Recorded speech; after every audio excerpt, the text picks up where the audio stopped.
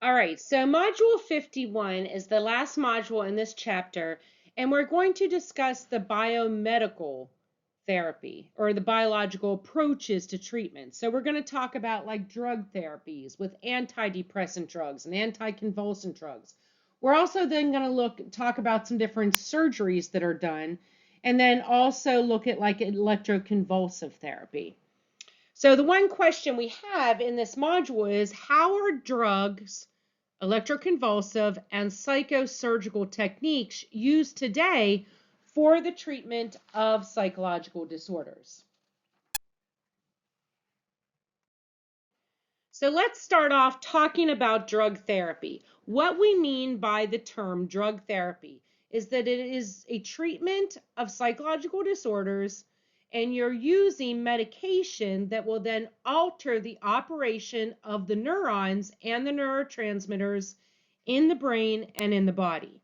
So whatever drug you're taking for your disorder, that is then going to alter the neurons and the neurotransmitters. And we talked about that way back in chapter 3. Some drugs operate by inhibiting the release of neurotransmitters. Other drugs increase the activity of those neurotransmitters. So depending on what drug you're taking for your disorder, it may inhibit the release of the neurotransmitter, or it may increase the release of the neurotransmitter. So today, drug therapy is typically the preferred treatment for most of the severely abnormal behaviors we see. And it is the one that is used most for patients who are hospitalized. When we talk about antipsychotic drugs, those are drugs that temporarily reduce psychotic symptoms that an individual may have, such as hallucinations or delusions or agitation. They're going to take those antipsychotic drugs, hopefully, to make the hallucinations and delusions go away.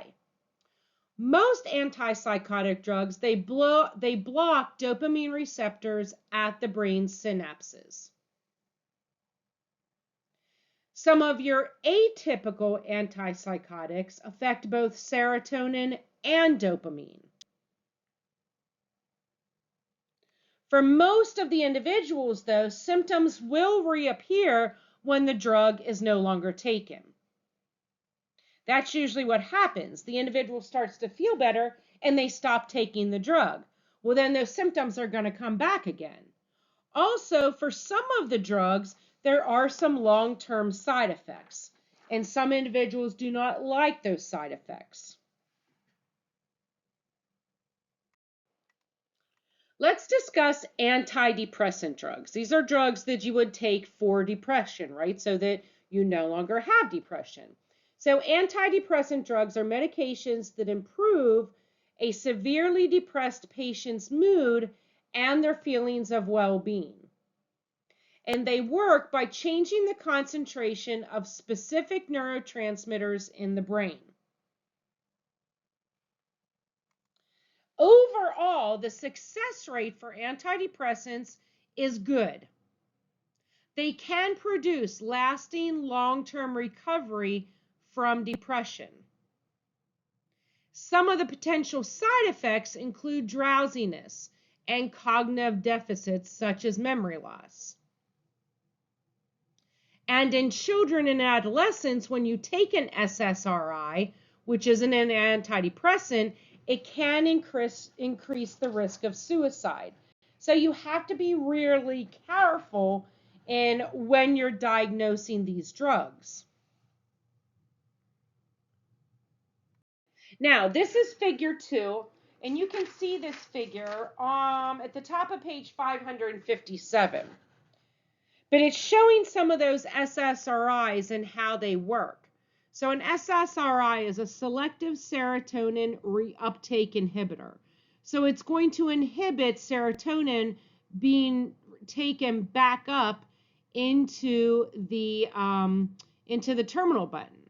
Because if there's no serotonin receptor, once it's in the synapse, then usually it is taken back up into the terminal button. But what happens is when you take an antidepressant, an SSRI, it blocks that reuptake.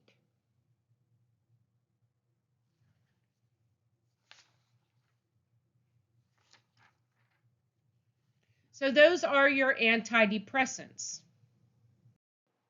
Next, I want to talk about mood stabilizers. And these are drugs that are used to treat mood disorders that are characterized by these intense mood swings. Even though we don't know definitively why, lithium and other mood stabilizers effectively reduce manic episodes in patients who have bipolar disorder. So lithium is one of those drug treatments that works really well when a bipolar disorder patient is in a manic episode. They can also be used as a preventative treatment. So in hopes that you do not have a manic episode.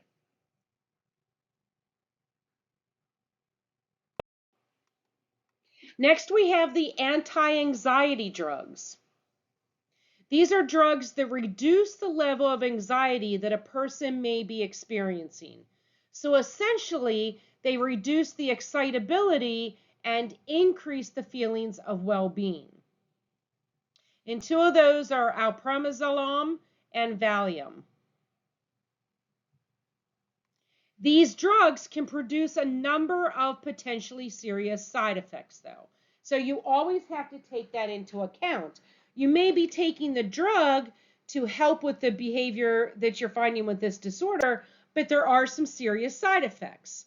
So one of those is that it can cause fatigue. It can cause you to feel very tired. It can also lead to long-term dependence on that drug. And when taken in combination with alcohol, some anti-anxiety drugs can actually be lethal. So you have to take all that into account when you're taking a certain anti-anxiety drug. Now, oh, that's the one I just talked about. Sorry. This is figure 1. I didn't realize I had it up there twice. This is figure 1, and you can find this at, oh, here it is. You can find this at the top of page 556. And it's just going to show you the classification of drugs, the effects of the drug, and the primary action of the drug. So you can see whether it's used to treat depression, or it's a mood stabilizer, or it's going to help with anxiety, things like that.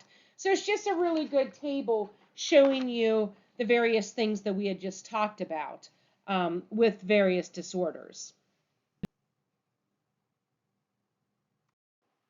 All right, now I want to get into talking about some of the biomedical and psychosurgical types of techniques that are used in treating behavior disorders. One of those is electroconvulsive therapy, or more commonly known as ECT. It's a procedure that is used to treat severe depression. So this would be as a last case scenario. There are some patients who are so severely depressed that ECT may be their only option. What happens is that the patient is getting an electrical volt of 70 to 150 volts of electricity, and that is going into their head. This is going to temporarily cause a loss of consciousness and cause a seizure in the individual. I know it sounds extreme, but these are people who are extremely depressed. Now, ECT is seen as controversial because the side effects occur frequently and it often does not produce long-term improvement. So you have to continuously be doing the ECT treatments. It may also be used in reducing symptoms of dementia. Another type of electroconvulsive therapy is what is called transcranial magnetic stimulation, or TMS. This is an alternative to electroconvulsive therapy. So a precise magnetic pulse is directed to a specific area of the brain. So it's not going to be as tragic or as traumatic as the electroconvulsive therapy. So transcranial magnetic stimulation is used more recently in place of electroconvulsive therapy. The next thing I want to talk about is psychosurgery. Psychosurgery is a brain surgery that is used to reduce the symptoms of mental disorders, but it's rarely used today. It used to be used a lot more frequently than what it is today. One of those psychosurgeries is for a patient to have a prefrontal lobotomy, and that was done more frequently in the 40s and 50s and 60s. We hardly ever, if ever, do prefrontal lobotomies anymore. With a prefrontal lobotomy, you are surgically destroying or removing part of a person's frontal lobes. And that is believed to control their emotions. It sometimes did improve a patient's behavior, but not without the drastic side effects. You can also have cingulotomy, and this is used in rare cases of severe obsessive compulsive disorder or OCD. And for this type of surgery, the brain tissue is destroyed in the anterior cingulate gyrus. You can also have a third type of psychosurgery, which is called gamma knife surgery. This is radiation is used to destroy areas of the brain related to OCD. So again, these are used in very severe cases of the disorder. You would probably want to use the drug therapies first before you would move on to these other types of more severe surgeries. So let's look at these biomedical therapies and put them into perspective. Some of the new forms of biomedical therapy are quite promising. We have more recently what is referred to as gene therapy, and this is still in the experimental process. So specific genes may be introduced to a particular area of the brain, and it does so to prevent the biochemical events that may give rise to other disorders. We also have what is called brain scan neurofeedback. This is very early on in the experimental process. It is not being used yet. So it's now in its infancy, and it's shown to help patients attempt to modify their brain activity in order to cope better. So it's giving this feedback to your brain. Critics note that these therapies merely provide a relief of symptoms. It is not solving the underlying problem. And there seems to be this over-reliance on biomedical therapies that may lead therapists to overlook an alternative form of treatment because it seems, so to speak, like an easy fix.